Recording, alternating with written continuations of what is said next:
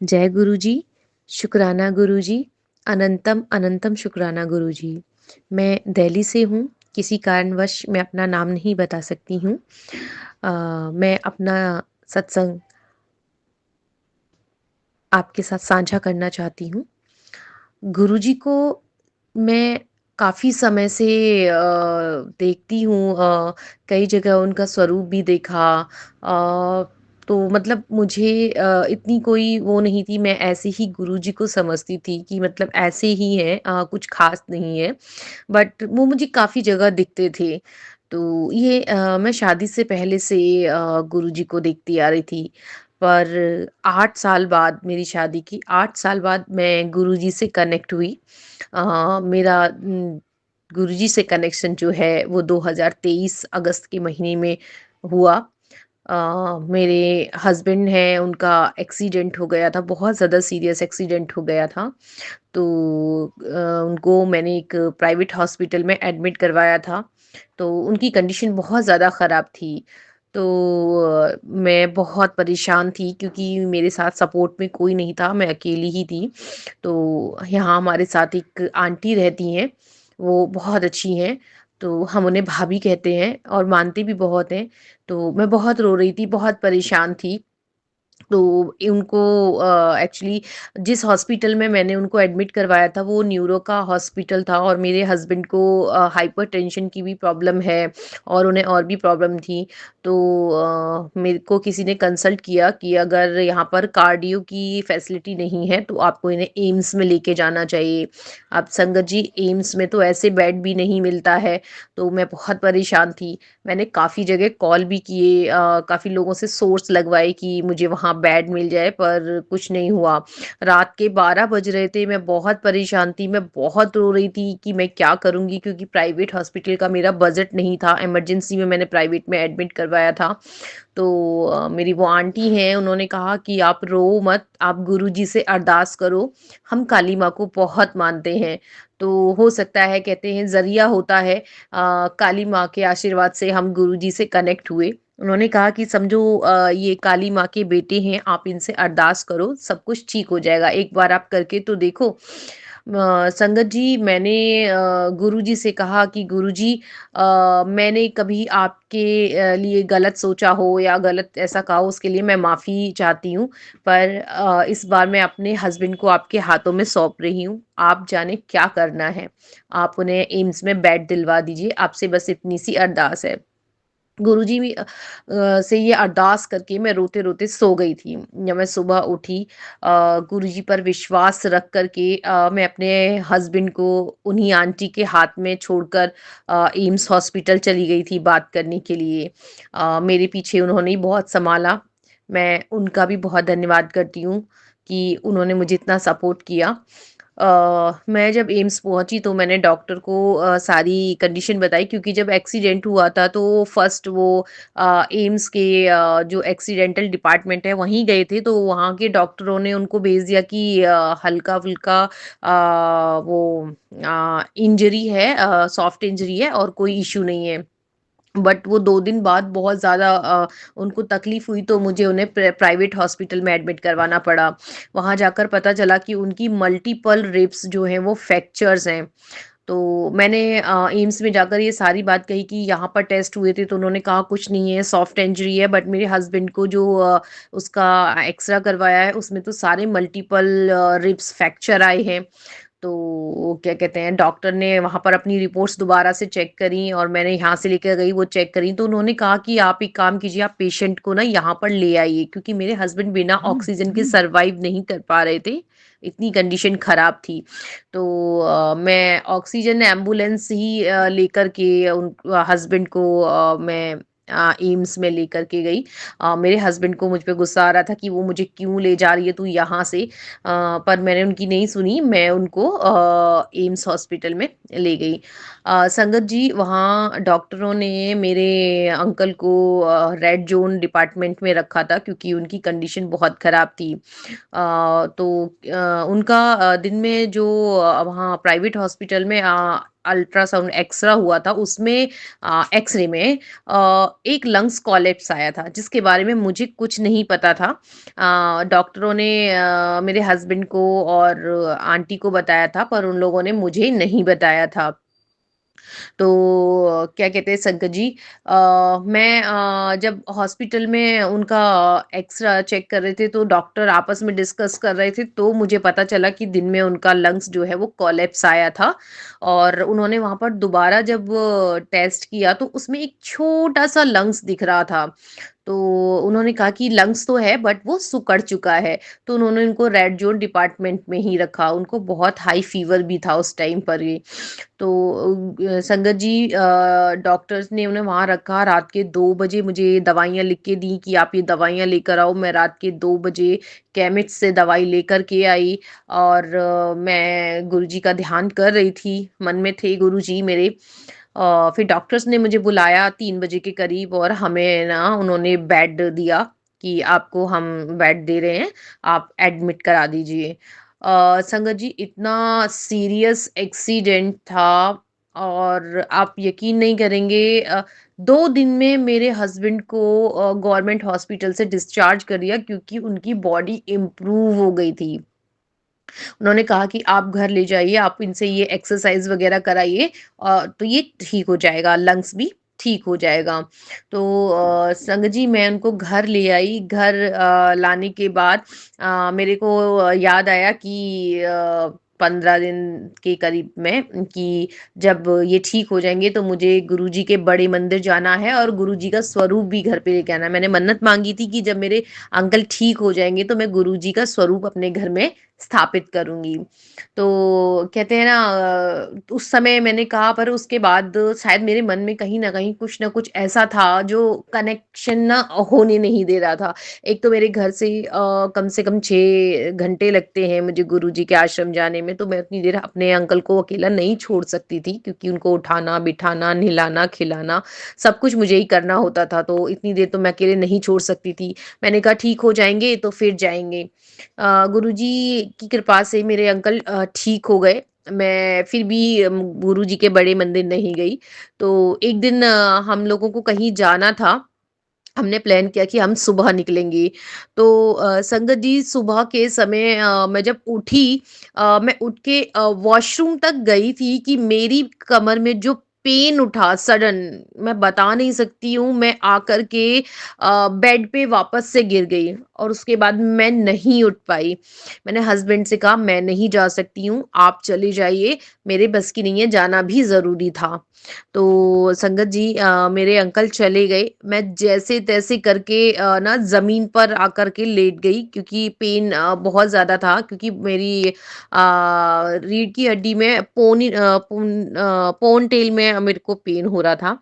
तो मैं ज़मीन पे लेट गई थी। मुझे लेटे-लेटे थोड़ा ध्यान आया कि मैं गुरुजी के बड़े मंदिर नहीं गई, मुझे जाना चाहिए था।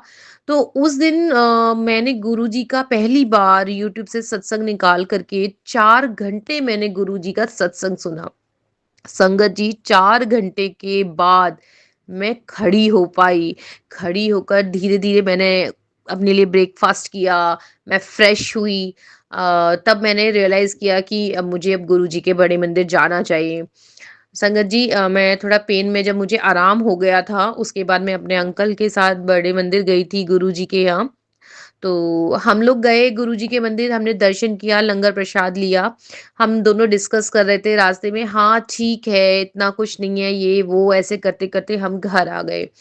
संगत जी अगली बार वो दर्द मुझे फिर उठा कुछ समय के बाद और वो दर्द वही उसी भयानक तरीके से मुझे उठा लेकिन उस बार मैंने अपने मन में सोचा कि नहीं, मुझे गुरुजी पे विश्वास रखना चाहिए। मैं उसी दर्द में गुरुजी के आश्रम गई थी, लंगड़ाते हुए, कमर पकड़ते हुए। गुरुजी की कृपा से मैं गुरुजी के बड़े मंदिर पहुँच गई, वहाँ लंगर प्रसाद किया।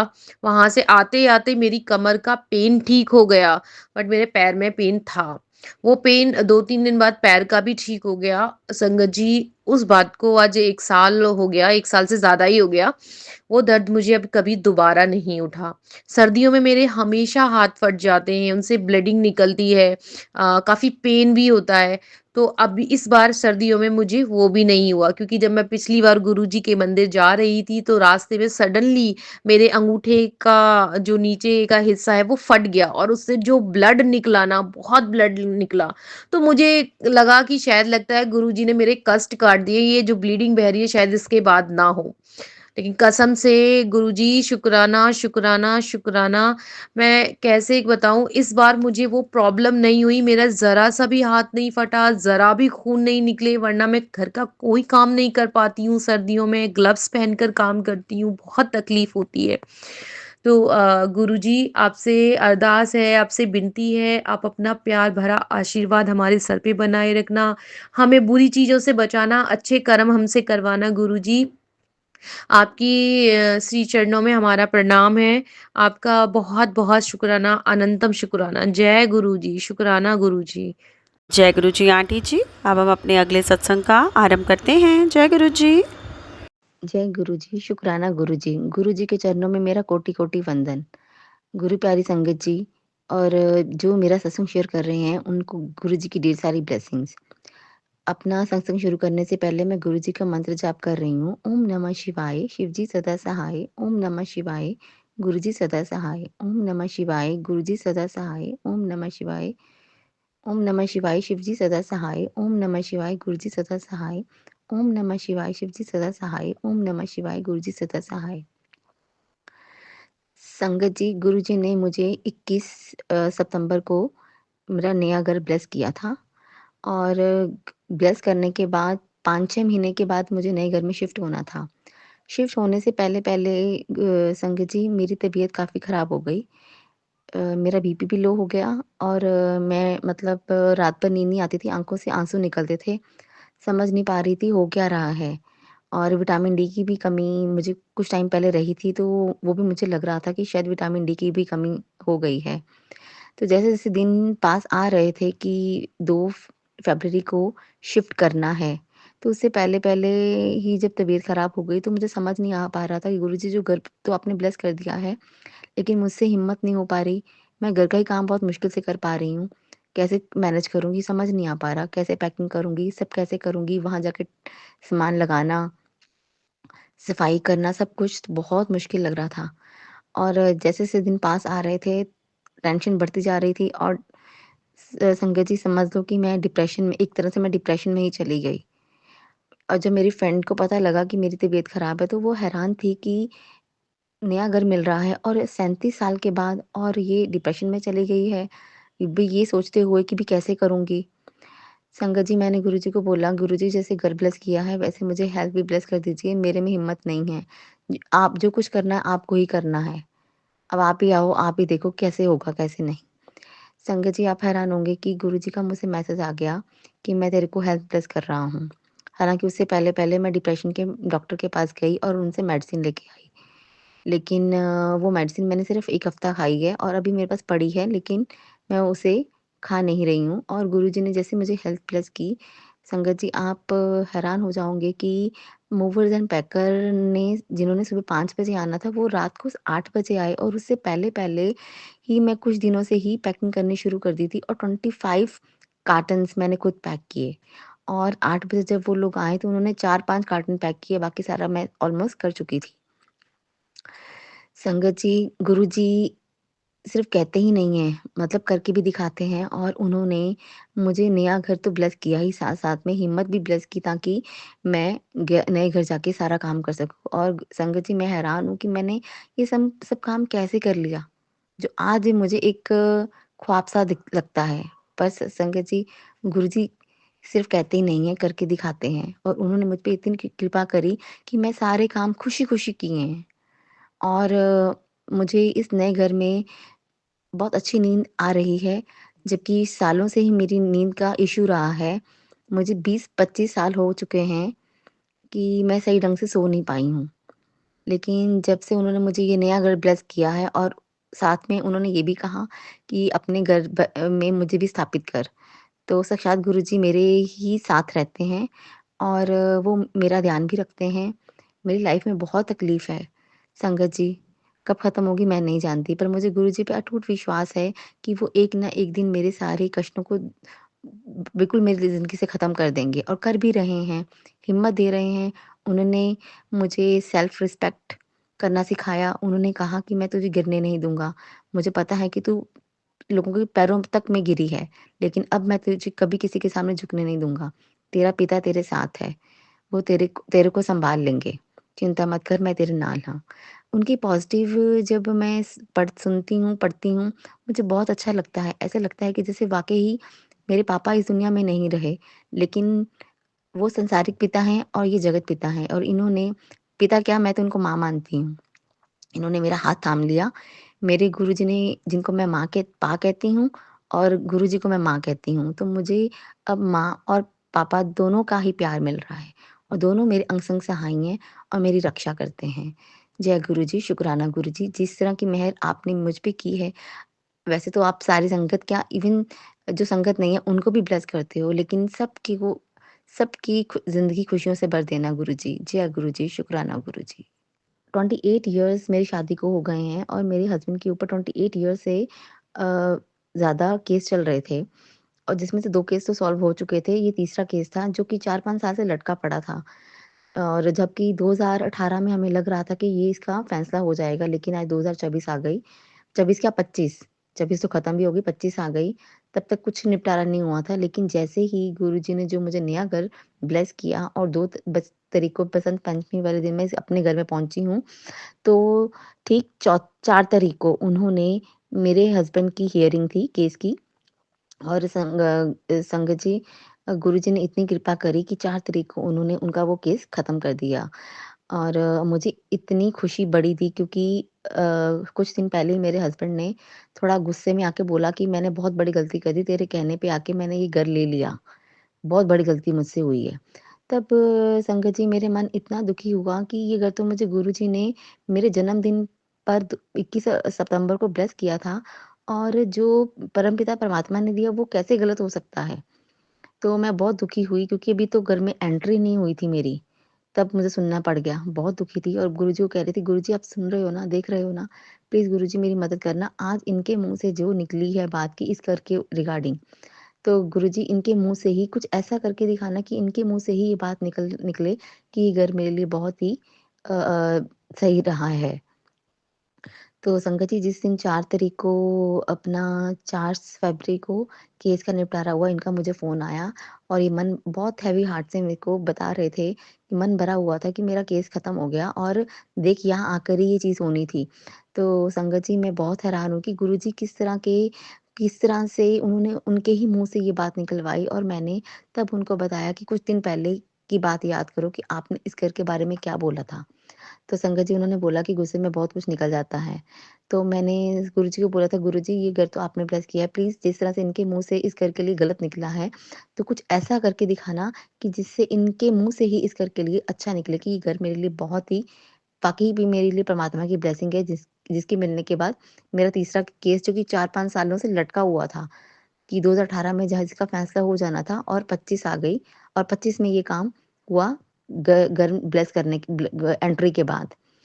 तो मैं गुरुजी के चरणों में कोटि-कोटि वंदन करती हूँ कि जो गुरुजी ने हम हमारे पे इतनी कृपा करी और जितनी कृपा अब दर्शाई है, आगे भी कृपा करें और जो इनका चौथा केस है वो भी निपट जाए और हमारे लाइफ में जितनी छोटी-छोटी प्रॉब्लम्स हैं, छोटी तो नहीं कहूँगी, थी तो है तो बहुत बड़ी, लेकिन शायद ये कर्म है जो हमने किए हैं और जिनका भुगतान हमें करना पड़ रहा है।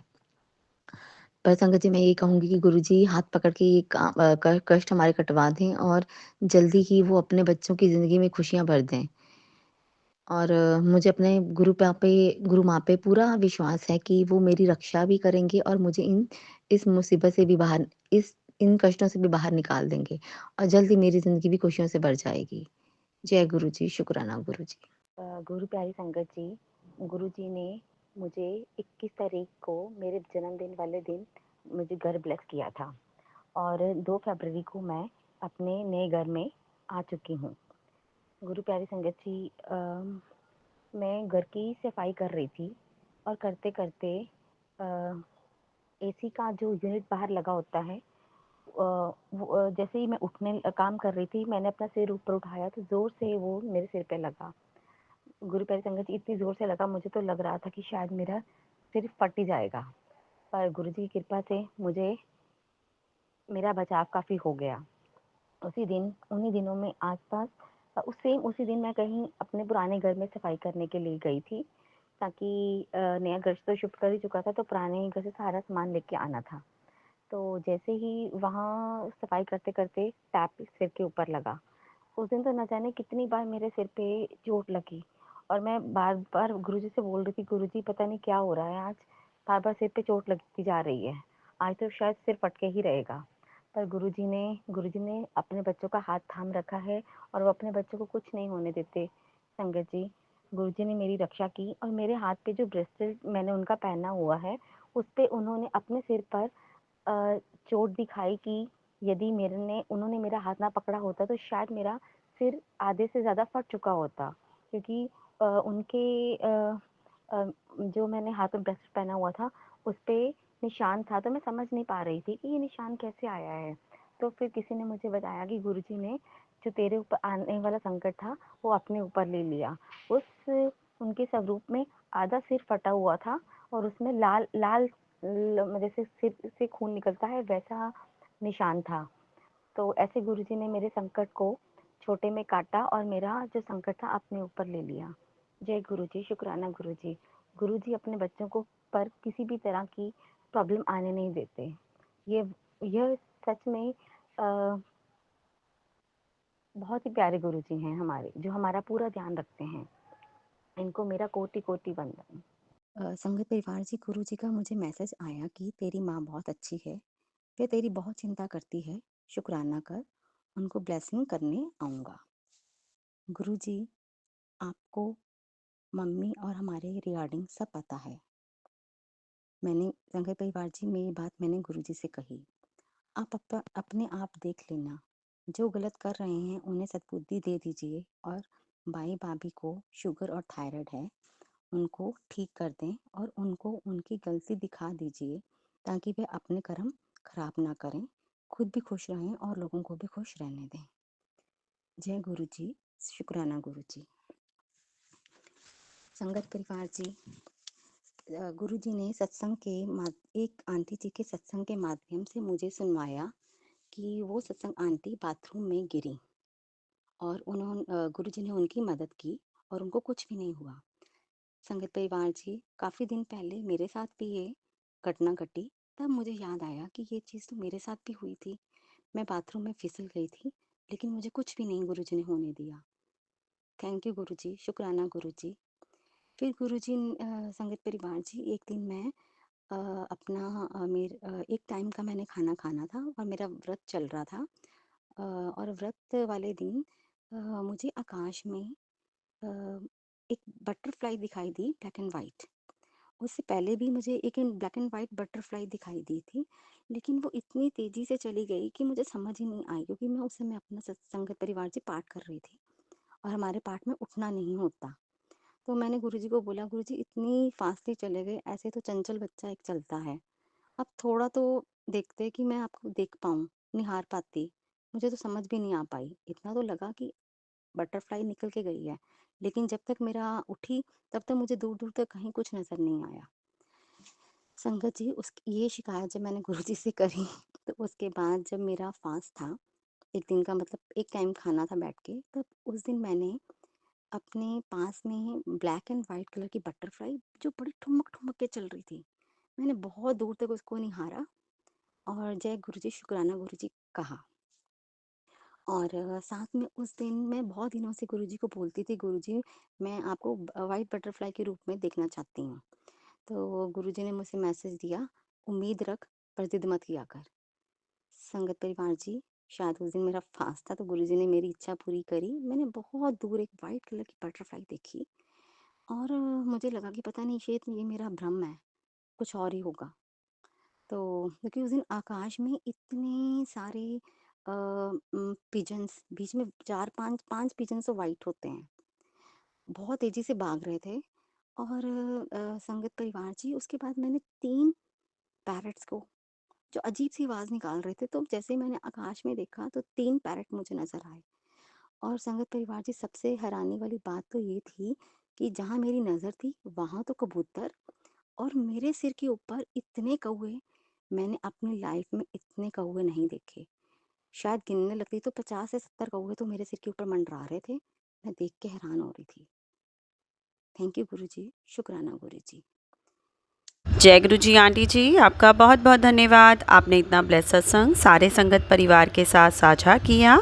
अब हम आज की सत्संग सेवा को यहीं विराम करते हैं गुरु जी के दिव्य पावन मंत्र जाप के साथ। ओम नमः शिवाय, शिव जी सदा सहाय। ओम नमः शिवाय, गुरु जी सदा सहाय। जय गुरु जी, शुक्राना गुरु जी सत्संग चैनल को सब्सक्राइब कीजिए और बेल नोटिफिकेशन को प्रेस कीजिए ताकि नए सत्संग की नोटिफिकेशन आप तक पहुंच सके। आप भी अपना सत्संग स्क्रीन पर फ्लैश हो रहे नंबर या दी हुई ईमेल आईडी पर शेयर कर सकते हैं। वीडियो को ज़्यादा से ज़्यादा लाइक, कमेंट एंड शेयर करें ताकि सारे संगत तक गुरु जी की ब्लेसिंग पहुंच सके। जय गुरु जी, शुक्राना गुरु जी।